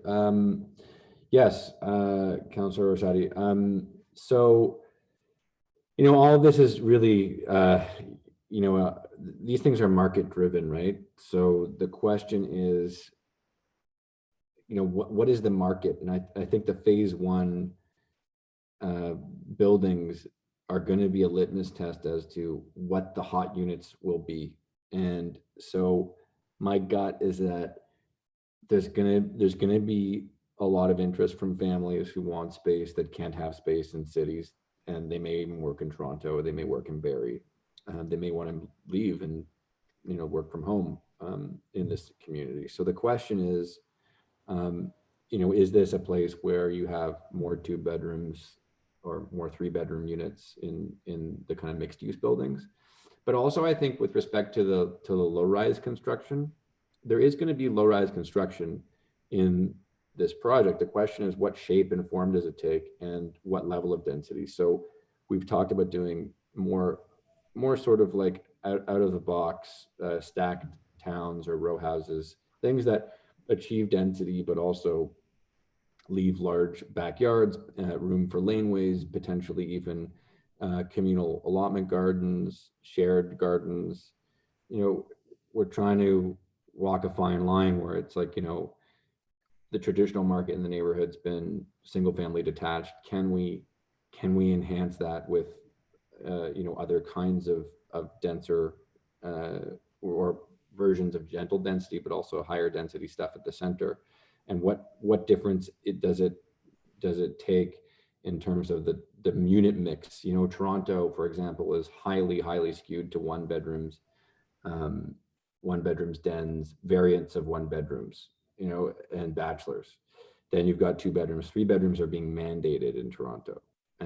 So their quantity is more like 1 in 12. If you were to look at the typical plate of a mixed use project, the question is, what is the market? And I can't predict that. And I think Quartel will really speak to those kinds of things, as well as Rosardo's groups later on in the process. But really, we want to create a vision that is flexible enough for Quartel and whichever developer buys into the projects in the future are able to, you know, innovate within those what you might call envelopes or massings, so that they can respond to the market and be either aggressive in terms of defining a new market or, you know, enhancing what exists. Mr. Kane, you want to add? Yeah, just briefly, Alex just touched on at the end there, is that, you know, there's 2 things. There's responding to the existing market that we know is, you know, is critical for the success of the project. And there's also, you know, that ignition factor that we talked about in creating the new market, which, you know, I think not new market town, a new market, you know, that I think we probably introduced as part of the Orbit Vision back in November. So, you know, by having that ignition factor, you know, can we differentiate ourselves and create that new market that Alex talked about? So I think it'll be a combination of those 2 things. And, you know, with respect to unit types and ideas, you know, that we want to look into, and, you know, it could be, you know, even flexible floor plans within buildings. So, you know, where you have 2 smaller units side by side in a typical fashion, you know, if, for example, one was rented and one was owned, and you had to turn over that rental property, then that would allow that, you know, that first unit to expand as their needs expand with a growing family, for example, and take over and own that second unit. So those are all things that, you know, we're gonna think about and talk about, you know, throughout the design process. Thank you. Any other first rounders before we go to Councillor Waters? Okay, we'll go to Councillor Waters and then Mr. Stilic. Thank you, Mayor. I just have more 2 comments than I do questions, because I think a lot of good questions have been brought forward tonight. So my first comment was around the cars. The problem with places down in Toronto, and we still use the cars, is because transit can't handle that existing onslaught of cars right now, because it was never planned to. So in this plan is that I hope, and I'm sure that they're all Tim and Alex are quite aware of this, is that, you know, we've got to build that transit into here so it can grow over time, so we get reliance on the car. What I do like about the design is that they have put in, and they specifically said, temporary parking on the northeast side, close to 20th, 26th. So I think, you know, the idea of having that temporary parking lot there is close to where that demand is going to come from, the 20th. It can easily be built in, but at the same time, as this plan grows and that urban transit that we've planned into it takes place, is that they will be slowly eaten away at, in terms of they will slowly disappear. And then under those buildings, they talked about the underground parking. So, you know, I think the plan allows for that current demand to continue using the car, but can be taken away as the infrastructure and the buildings get placed in and underground parking is allowed there. So that was my one comment. The second one was that around my first question around ownership, and I think we finally got around to it in terms of who owns and operates it, and that's GO is going to operate it. So the point I'm trying to make here is that if GO is going to own and operate it, that they're going to be more interested in long-term operational costs, So a discussion around making the station more sustainable, more energy efficient now makes much more sense, because they're going to own and operate this building for 100 years. And that's where you pique the interests of an owner, is that in terms of the cost of owning and operating that building is a lot more than building it. So let's, try to use those facts when talking to Go, saying, you're going to own and operate this for 100 years. You might as well put the money into making it super energy efficient. And it also then states the fact that, that this is what this whole model is all about. So hopefully we can get them on board. So there are just my 2 comments around those 2 issues. Thank you. Thank you so much. Mr. Stilic. Yeah, hi. I just had 2 comments. One about housing. I see so far in Innisfil that it's almost a monoculture where everybody owns a property, either townhouse or a single detached with a backyard. What happens to the children of all these families who then have to find some place to live and can't afford the stress tests or the down payments, or don't even want to have a backyard for maintenance and so forth, but would like to have the convenience of high densities such as around the station, which is why I really support the density targets or whatever of the Orbit plan. The other thing is maybe changing to transit and bus services. I'm wondering if there could be some money saved for the Quartel people by not putting in the loops in the structure, rather having buses come right to a stop on 6th line above the tracks, drop off parents or drop off transit users, and then proceed further and loop around in the parking lot and come back and then pick up people going eastbound, things like that. One thing about loops is in Toronto, where I used to live, is very, frustrating for people that the bus service will only go to Yonge Street and then has to turn around and go back to Scarborough. And a lot of people want to go just past and want to go to, say, Dufferin Street or York University or whatever. So as a portion of that also comes into play, although places like Cooksville and so forth are not as well developed, and most of the demand will be east of the transit line. But perhaps there's money to be saved by just dropping people off and picking them up on the roadway, rather than building expensive loops within the structure. Thank you, sir. Mr. Hawkins, you've been very quiet tonight. Did you want to add anything? We do really appreciate all the time that the focus group has put in, so we're really happy. I didn't really have anything to add. I mean, I'm definitely very excited about what I'm seeing, and some of the questions I had were already asked around the bike lanes and the parking. But yeah, just overall, I like what I'm hearing and seeing so far. Thank you, sir. Anyone else, questions or comments? Scrolling. Councillor Arsati. Thank you, Your Worship. One other question that I have is the plan for more green infrastructure. We're starting to see, reading a lot of articles where even in cities that high-rise, mid-rise buildings are having green incorporated into those buildings. And I'm just, we have this in the trails and the surrounding area, but what about the looking at that in the buildings themselves? Is there any thought? Mr. Josephson. Thank you, Your Worship. Yes, so sustainability and environmental responsibility, I think, is what I'm interpreting your question as. So with respect to the station's actually being built by the private developers, not Metrolinx. So the cost of it's being borne totally by the group of private developers building it. So it's going to be, I think that the sustainability plan really needs to be fleshed out. Right now, we're showing a beautiful wood kind of canopy. We think it could be a mass timber structure, for example, made with like beautiful wooden glue lambs. So we think we can do a building that really speaks to the kind of local materials that we hold, true to our hearts in Canada would. I think that really the sustainability plan is also about industry and what kind of local businesses we can bring to the orbit, and especially Highway 400. We spoke about accessibility of cars and 6 lines viability. There's no Cloverleaf right now. They're building a mass timber plant in St. Thomas, Ontario. There's no reason you couldn't build one in Innisfil and really leapfrog communities like Toronto that don't have these kinds of infrastructures yet, and you could really push those technologies. But it's really about supply, and I think encouraging businesses to come to Innisfil that will help integrate sustainable technologies in terms of building is one technique that I think economic development needs to be really involved in.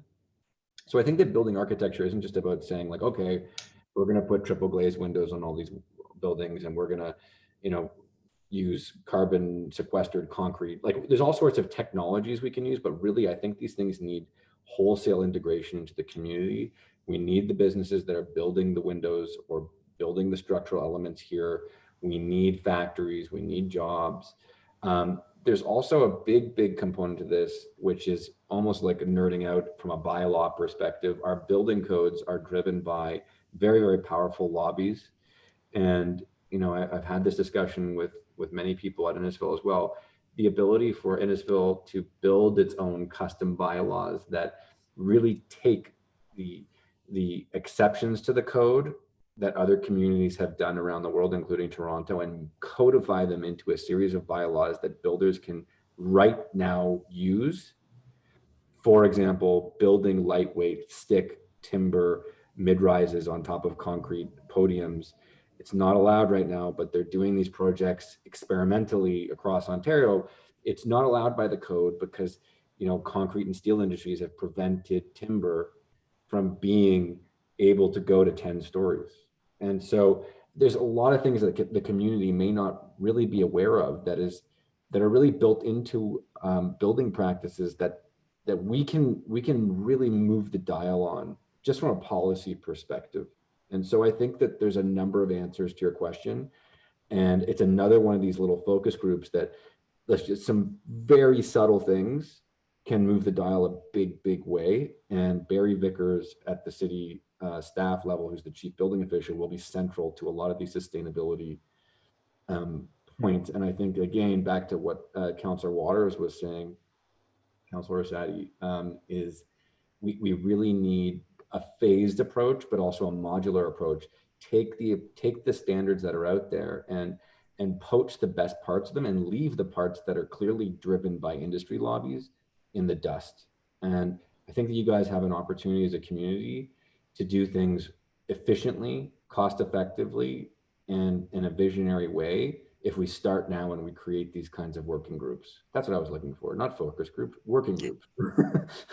Okay, and sorry, just a part of that though was the buildings that they're designing and copying a lot in Europe is where you see new condo developments, and on all the balconies they have trees and plants that incorporate down a whole side of the building. So for those who are living in a condo that don't have a yard, they need that connection to the green space. So that green space is part of a living building. So I know we're a long ways away from the design, but it just seems to be a direction that many are going incorporated when you see build designs for the cities. I think we were going with the terracing, was it not, Mr. Josephson? But I'll let you finish, then Mr. King. Excuse me, your worship and Councillor Rosati. Yes, we really are interested in, and that's why we're sort of like showing like green floor plates in these images. We really are interested in how green and the agrarian pastoral aspects and heritage of Innisfil integrate into the architectures and inform the architectures, not just from a shape perspective, but also, again, like what you're saying, integrated planters, integrated allotment gardens into these mid-rise buildings potentially. And we hear you guys tonight loud and clear. I think there's a lot of people who are interested in this, and I think that there is a lot of I think there's open ears on the side of the developers for how we can do this. And there's examples from around the world of how it's been done cost effectively as well. Thank you, Mr. Kane. Yes, through your worship, the Councillor Sadi. Just to reinforce, that was a central pillar of the Orbit vision, and to Alex's point too, was it was this combination of smaller, higher quality open spaces, well thought out balconies and introduction of green elements to those, underpinned by that wider system of parks and trails that we're seeing in that vision. And I think what we've seen recently, all the more need that's been reinforced, by pandemic planning and architecture to reinforce those higher quality, smaller spaces, and have those integrated in with those bigger systems that we normally see. Thank you. Thank you. Other questions or comments? I want to thank you all very much for your very thoughtful questions, and I want to just leave you with a couple of thoughts of mine. And before we sign off, first of all, one of the questions I get more often than not from people in town right now is, has the pandemic stopped the planning for the GO train station? Is the GO train station going to be delayed? That's probably the #1 question I'm getting. So there is a lot of interest in this project. I thought a lot about the user experience, as Mr. Kane told us to, and when Ms. Councillor Waters was talking about Bradford Station, and you take your life in your hands there. You have to run across the tracks before the train gets there, and hope, especially if you're running late, it gets a little hairy there at times. But I also look at Union Station. I mean, there's lots of comfortable open spaces to sit while you're waiting. But when they tell you what track your train's coming, you all bunch up onto those little stairs going upstairs, or crowd into that crowded elevator, and it'll be, no offense, Mr. Josephson, I know you worked on Union Station, but here there's nice, comfortable trackside places where you just simply get on the train without having to go up. So I think there's a lot of really good things. The other thing, as Councillor Asadi was getting at, was pre-COVID, I kind of was iffy on the terracing, and now I see it as so imperative as part of that. If you're self-quarantining for 14 days, it'd be really nice to be able to walk outside and have the rain fall on you. So a lot of really good work here, and really appreciate all the input. So I will then thank everybody again, especially the members of our focus group that were able to attend tonight, for Residents Focus Group, for being here. And I'll ask for the item #4, the Orbit workshop presentation, to be received as information. If I could have a mover and a seconder. Councillor Payne. I thought I saw Councillor, I almost saw a seconder as Councillor Kane, but you had something you wanted to say. Yes. Sorry, Your Worship. Just before we finish up, I wanted to offer to Council, and in particular the Resident Focus Group as well, that in addition to the ideas that we've heard tonight, which partisans will continue to take away and integrate into that concept, is that we're willing to hear comments from Council and that Resident Focus Group up until next Wednesday. So, we realize we've, as usual, hit you with a lot of information tonight, and this isn't a simple project. So as always, if you reflect on this and you want to speak to myself, or even to Alex for that matter, certainly we'll make ourselves available and receive any comments from both Council and that focus group up until next Wednesday. So I just wanted to make that offer to the group. And then also as well, I wanted to thank everyone again, particularly partisans, and I'll ask Tricia, I'm not sure if she's gonna unmute her video, but I would like her to be recognized for all the work that she's done as well, for making this happen, and also to the Cortel group for the time and effort and resources they're putting into this exciting project. So thank you, Worship, and we truly appreciate the time of Council and our residents tonight.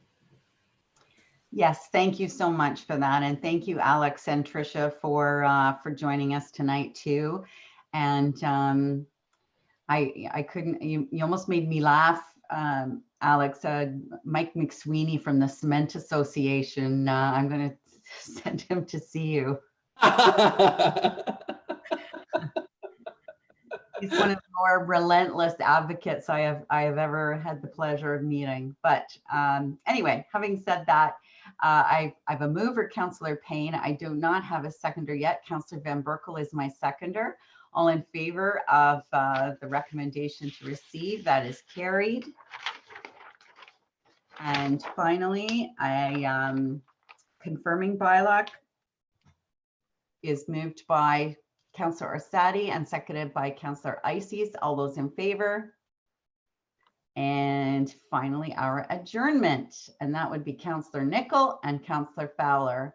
Again, thanks everybody. It was a really informative night. It's nice to have a more informal and time to spend on something instead of rushing it through. So really appreciated everybody's time. Thanks. And all in favor? That's carried. Thanks. Have a good rest of the evening. Thank you. Thank you. I wanted to see your dog, Alex.